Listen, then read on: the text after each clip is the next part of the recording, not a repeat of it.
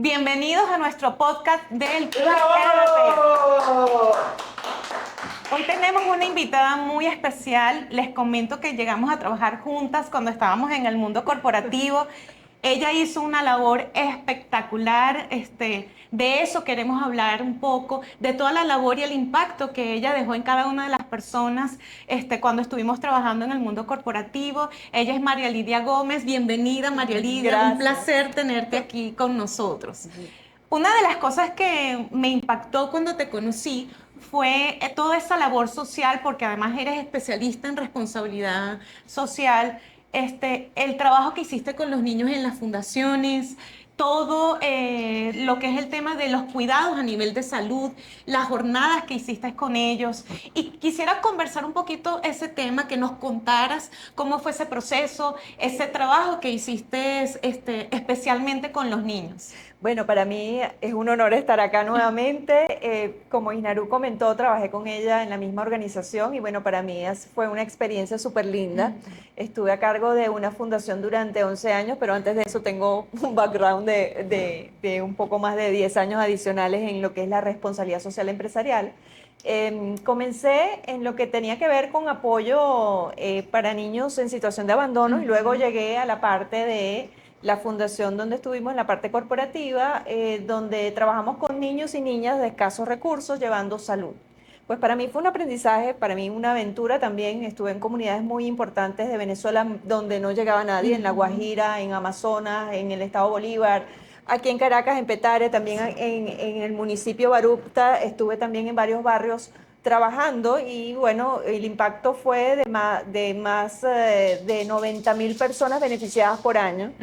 Empezamos trabajando con niños, niñas, y luego incorporamos a las familias porque evidentemente las familias son como las responsables del bienestar de sus hijos. Así. Y poco a poco fui haciendo ese trabajo y fue un trabajo bien lindo donde tenía más de 200 voluntarios dentro de la organización, sin contar los que nos apoyaban dentro de las cámaras de comercio, la Cámara de Integración de Comercio Venezolana Colombiana, Cabecol, también con la gente de Benancham. Para mí fue un aprendizaje súper interesante y bueno, el impacto fue visto, fuimos reconocidos como una de las fundaciones con mejor desarrollo por 50 premios distintos. Y eso también me permitió abrirme a conocer más deficiencias en las comunidades venezolanas y en las comunidades colombianas. También estuve trabajando en Colombia con la misma organización y fue súper lindo. Así es. Precisamente iba a comentar eso, que no solamente fue una labor aquí en Venezuela, sino que hiciste tan excelente trabajo tú, tu equipo y tus voluntarios que dijeron, bueno, ayúdanos también en Colombia para poder generar mayor impacto y crecimiento de las labores que tú hacías.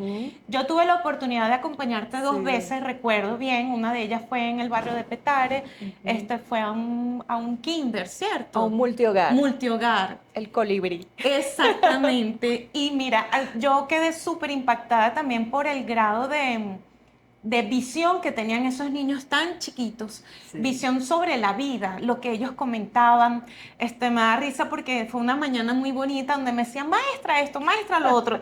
Y cada cosa que me decían, para mí era un impacto porque para ser niños no deberían de tener ese tipo de conocimiento ni tener ese tipo de conversaciones. Sin embargo, con muchísimo amor, porque además tú no solamente apoyabas a los niños, sino también que a las personas encargadas de los multihogares, que eran las maestras también.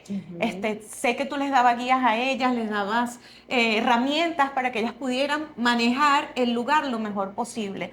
Eso lo vi yo y me pareció maravilloso. Además, la luz de los ojitos de cada niño que estaba ahí cuando María Lidia llegaba, o sea, eso era impresionante. Y definitivamente esa es una cualidad que tú tienes para poder llevar esa labor, porque si bien estamos hablando aquí de las cosas bonitas, también presenciabas cosas dolorosas. Qué bueno que por fortuna tenías como que el equipo para que te pudieran apoyar en ese sentido. Fíjate tú que hablando de eso precisamente, y antes de entrar en el podcast, que te dije que quería que tocáramos ese tema, es cómo pueden hoy en día llevar todo lo que es el tema de las fundaciones, tanto de niños como de las familias completas, una fundación que realmente genere el apoyo y el soporte que se necesita para impactar la sociedad. Sí, el trabajo con las fundaciones tiene que ser manejado como un negocio, ¿sí? Y lo digo como un negocio en el sentido de que tienes que hacer buena gerencia de los recursos disponibles. Correcto. Hacer alianzas estratégicas para minimizar los costos y ser responsable. O sea, a veces cuando trabajas con niños, también cuando trabajas con mascotas, cuando trabajas con animales, por ejemplo, en situación de calle, con Correcto. perritos, con gatitos, vemos que la gente quiere ayudar y eso está bien, pero ¿hasta dónde puedo ayudar? Hay que ser muy realista. Por eso vemos hoy día muchas fundaciones, tanto en la parte de niños, niñas, adolescentes, pero también vemos en la parte de animales, Correcto. donde la gente se aboca a crear una fundación o a crear a veces ni siquiera son fundaciones, sino simple y llanamente un ciudadano común que elige empezar a rescatar animalitos, pero no tiene la formación ni tiene el conocimiento, sino lo que tiene es un corazón para ayudar. Pero a veces el trabajar solamente con el corazón no es tan bueno porque terminas teniendo un montón de niños, en el caso de las fundaciones, o asociaciones que puedan contribuir con el bienestar de niños, un montón de niños que quizás no están recibiendo toda la atención que se requiere.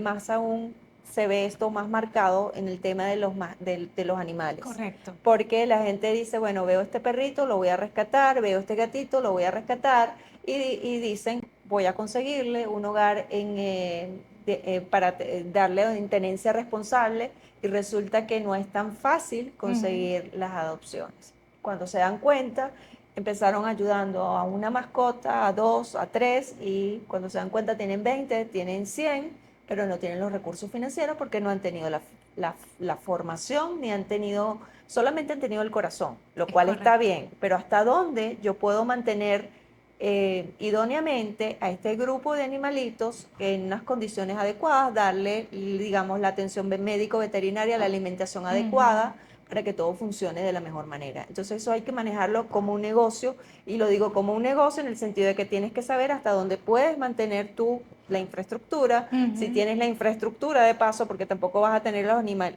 animalitos hacinados, si tienes además los recursos para poder sostener y mantener la buena alimentación de estos animalitos. Y lo otro es sostener y mantener la parte administrativa. Correcto. Y la parte de recursos humanos, porque los animales no se pueden tener hacinados ni se pueden tener como un objeto. Requieren atención, así como lo requieren los niños, igualito. Fíjate tú que has dicho dos puntos que a mí me hacen sentido en cuanto a lo que es el éxito de las fundaciones. Uno, el equipo humano, y dos, las alianzas. A nivel de equipo humano, ¿cómo tú estructuraste ese tema de la fundación, que además estabas en Venezuela y también estabas en Colombia, que no te generara eso un impacto a nivel de gasto, de pago, de nómina, y ese tipo de cosas? ¿Cómo lo gestionaste? Bueno, primero la gestión, yo empecé en la fundación siendo yo la única directora ejecutiva de la fundación, trabajaba con voluntarios. Organizaba a los voluntarios como nos organizamos en las empresas, donde hay, digamos, tareas, donde hay, o sea, está el que supervisa la logística, está el que lleva la parte del voluntariado externo, está el que valida y hace todo lo que tiene que ver con el voluntariado interno. Tienes que como tener un equipo de trabajo, así como tú haces en tu empresa, tú tienes tu organigrama, donde tú tienes tu recepcionista, tú tienes el que atención al cliente, tú tienes el que lleva la parte de administración, tú tienes igualito. Entonces, por supuesto, tendríamos la parte de la empresa que nos respaldaba en la parte de administración, pero requiere el tema de logística, gente que estuviera dispuesta a dar su tiempo, su talento para que las cosas funcionaran. Primero, yo lo que hice fue empezar a invitar a todo el mundo a que conocieran los programas. O sea, yo empecé con Petare, que fue uno de los hogares que tú visitaste, el Colibrí. El Colibrí era un hogar que en ese entonces, cuando comenzó, tenía 30 niños. Pero después empezamos a detectar otras fallas, donde las mamás de los niños eran parte de las madres cuidadoras, no estaban capacitadas. Después hice alianzas con la Fundación Polar, hice alianzas con la Universidad José María Vargas, se fueron capacitando, y por eso es que hoy día ese hogar tiene por autogestión 120 niños. No tienen que depender de absolutamente nadie. Ya es los niños que nosotros vimos en aquel entonces ya graduados. Sí, ay, qué De belleza. bachiller, o sea, Me súper, imagino. súper lindo. Niños Claro. que siguieron en la orquesta sinfónica, pero esto o sea, para lograr hacer que la gestión de una fundación funcione, si no tienes los recursos financieros, tienes que ir primero, tener claro cuál es la población que puedes atender cómodamente. Correcto.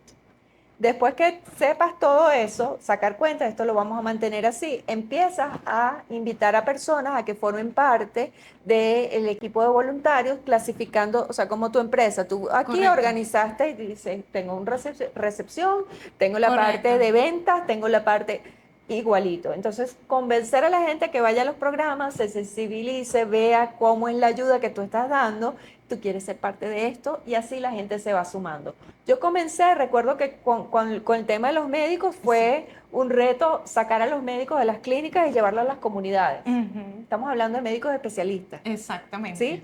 Entonces fue un reto para mí el empezar esa parte y endulzar al médico para que conociera el tema. Entonces empezamos a hacer como que de a poquito llevar médicos de las clínicas a las comunidades, dice Petare. Ujú. También trabajé con la Conferencia Episcopal con Cáritas de Venezuela porque empezando con la gente de Petare, detecto que hay una falla en cuanto a los registros de los niños. Había niños Ok. que solamente sabíamos que se llamaba Juanes.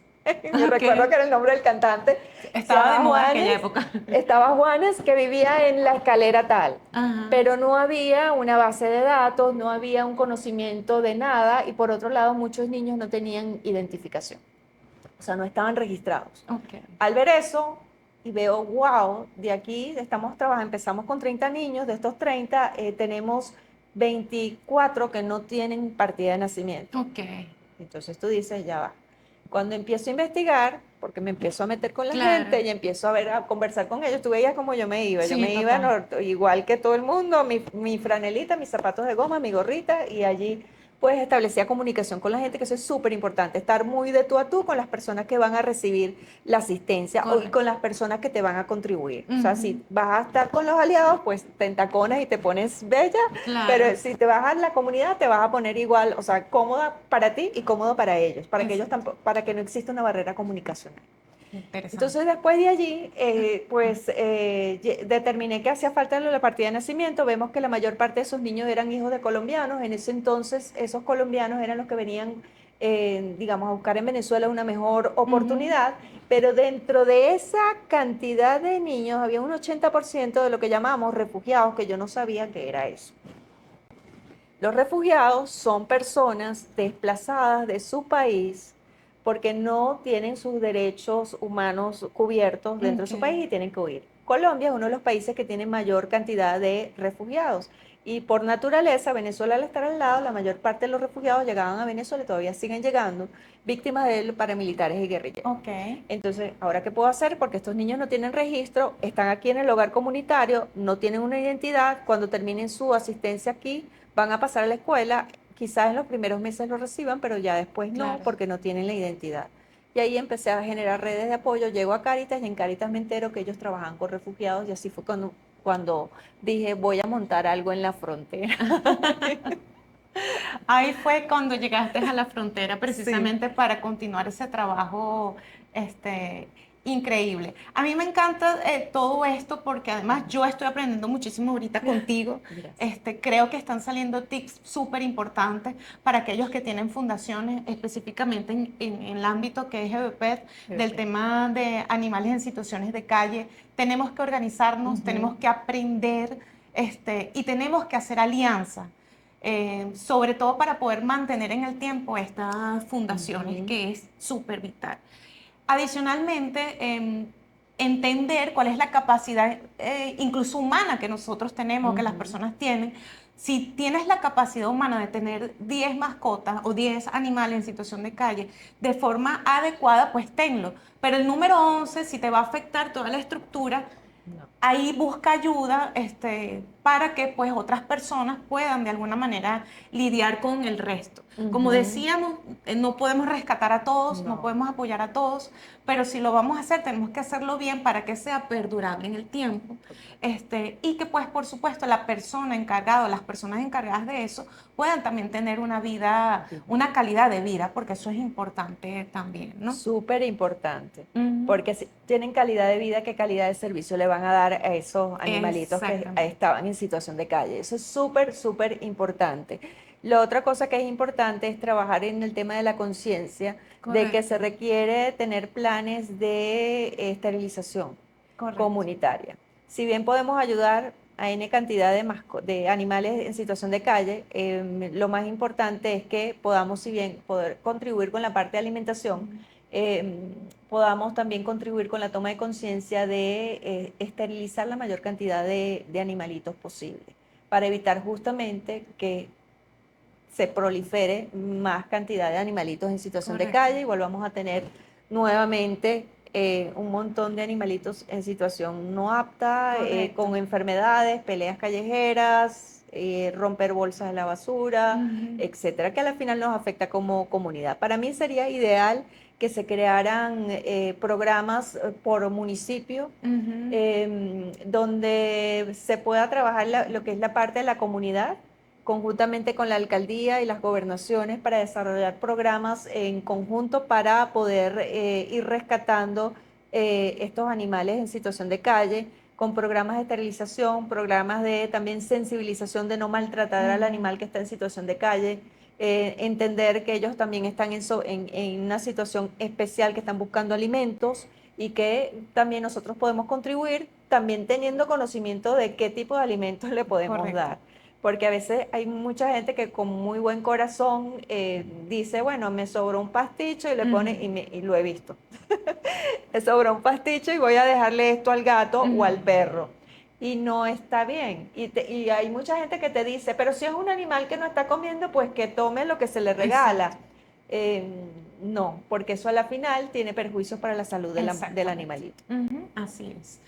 Incluso puede llegar a tener impacto sobre su vida, ¿no? Total. Porque evidentemente la digestión que tienen nuestros animales no es la misma que nosotros y el impacto puede ser bastante grave, sobre todo si no se atiende al momento.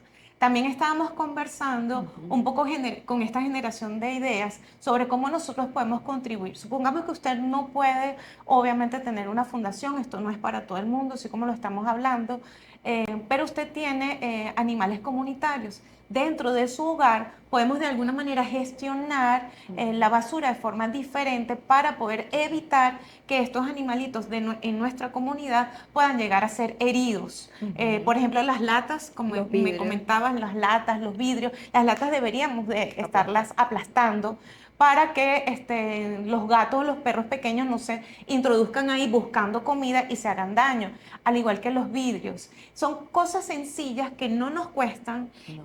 y que definitivamente impactan de forma positiva a lo que es la comunidad y la sociedad en donde nosotros vivimos. Entonces son esos pequeños tips que podemos nosotros tomar en cuenta. Totalmente. El tema de la basura, sabemos que aquí en Ujú, Venezuela no tenemos muy organizado esto, pero es una oportunidad para poder claro, ser mejores. Entonces, nosotros mismos podemos implementar una gerencia de desechos de una manera diferente. El tema de las latas, aplastarlas, pero también protegerlas para que cuando el animalito vaya a buscar comida dentro de las bolsas de basura no se vaya a conseguir con una lata y se tenga una herida, claro. que además después nadie lo va a querer curar. Eso va a ser un tema. Entonces, eso lo podemos hacer desde nuestras casas, y quizás aquellos que les gusta crear actividades en pro de los animales que están en situación de calle. ¿Qué tal si empezamos a organizarnos como comunidades? ¿Qué tal Ujú, si empezamos a nosotros mismos en nuestros espacios hacer un censo de cuántos gatos, cuántos perros hay en situación de calle, organizarnos para el tema de los alimentos, correcto. y posteriormente organizarnos para el tema de las esterilizaciones, que van a tener un impacto positivo tanto en el animalito como en las comunidades, porque va a ser menos la proliferación de animales? Hay gente que dice, bueno, yo prefiero que tengan 4 o 5 perritos, 4 o 5 gatos, pero es mejor ya desde determinada edad, porque Claro. tampoco es que hay que tomar el animalito muy pequeñito. Hay digamos, un protocolo que lo recomiendan los médicos veterinarios, o sea, no es que hay desde de 3 meses y ya le voy a... No, porque eso sería una maldad a nivel físico. Entonces también tener alianzas con médicos veterinarios, porque en todas las zonas hay médicos veterinarios que les apuesto que tienen el corazón para darles como las instrucciones más precisas y más adecuadas para la situación de cada una de las comunidades. Así es, importantísimo todo este tema de conocimiento. Pues por supuesto ustedes saben que desde BP estamos disponibles para ustedes. Una llamada telefónica para preguntar si tienen algún desconocimiento. Nuestros médicos veterinarios están aquí disponibles también para apoyarlos a todos ustedes. Bueno, María Lidia, de verdad que ha sido, como te digo, una experiencia súper rica poder conversar contigo, recordar Sí. todo ese trabajo que has realizado tan hermoso, entender precisamente en cómo nosotros hoy en día podemos contribuir a que existan menos animales en situación de calle desde nuestro hogar, desde nuestro entorno familiar, contribuir precisamente para eso y que debemos de prepararnos, tener alianzas estratégicas y tener un equipo de trabajo humano comprometido con la labor que nosotros hacemos. Así. Bueno, antes de cerrar, por supuesto, te tenía que hacer la pregunta. Evidentemente tú, aparte de todo lo profesional que eres, agregaste algo muy particular que es el tema de la numerología, tanto para las personas, para las sociedades, para los países y también para las mascotas, ¿no? Que eso forma parte de todo lo que tú nos puedes ofrecer. ¿Cómo es eso de la numerología para las mascotas? Que, por ejemplo, se la hizo Apolo y quedamos súper impactados también. Y de verdad que combina mucho lo que ella nos comentó sobre Polo con respecto a la forma de ser de Polo. Pero ¿cómo es eso de la numerología para las mascotas? Bueno, para los que no conocen, la numerología es una ciencia, para otros una pseudociencia que decodifica las claves que están en las fechas y en los nombres.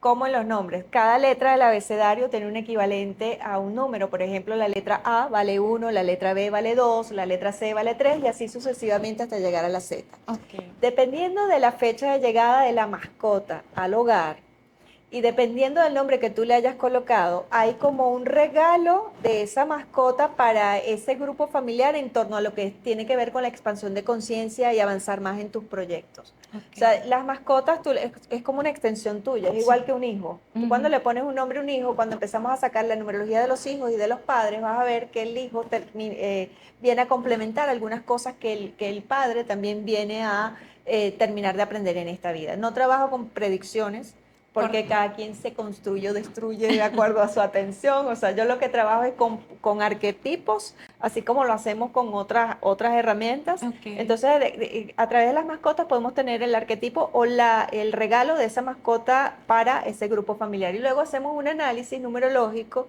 de la fecha de nacimiento de cada uno de los integrantes humanos de la familia con los nombres y apellidos completos. Y hacemos una sinergia con la información que nos da la numerología de mascota y ahí tenemos como el regalo individualizado para cada persona. Entonces lo comencé a hacer con una familia pequeña, digo pequeña, 5 niños y 2 mascotas. Imagínate. Papá, mamá, o sea, estamos hablando de 7 y fue súper gracioso porque a mí, o sea, yo tenía años trabajando con numerología por hobby, pero no había visto lo de las mascotas.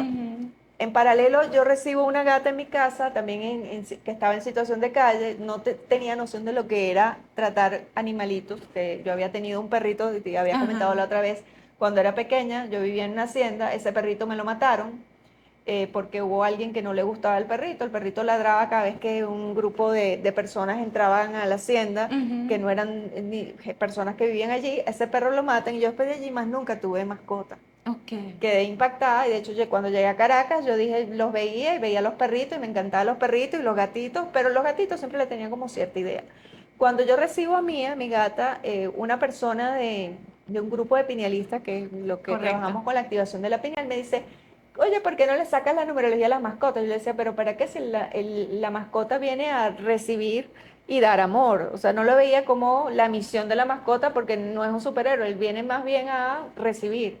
Y después dije, nada, pero si me lo está diciendo por algo, pero como venimos del ámbito corporativo, empiezo a sacar cuentas, empiezo a sacar gráficos, empecé con esta familia, conocí a los niños y decía, wow, mira qué regalo le trae estos 2 gatos a estos 5 niños. Porque, por ejemplo, había un niño que era muy introvertido y entonces le estaba regalando, una de las mascotas le estaba regalando el número 3, que es para que él tuviera contacto con su niño interior para divertirse más, ser optimista, abrirse más y tomar el número 1, que es empoderarse, de confiar en él. Había otro que no le gustaba tomar responsabilidades, entonces le salió el 6, y el 6 tiene que ver con asumir responsabilidades y así.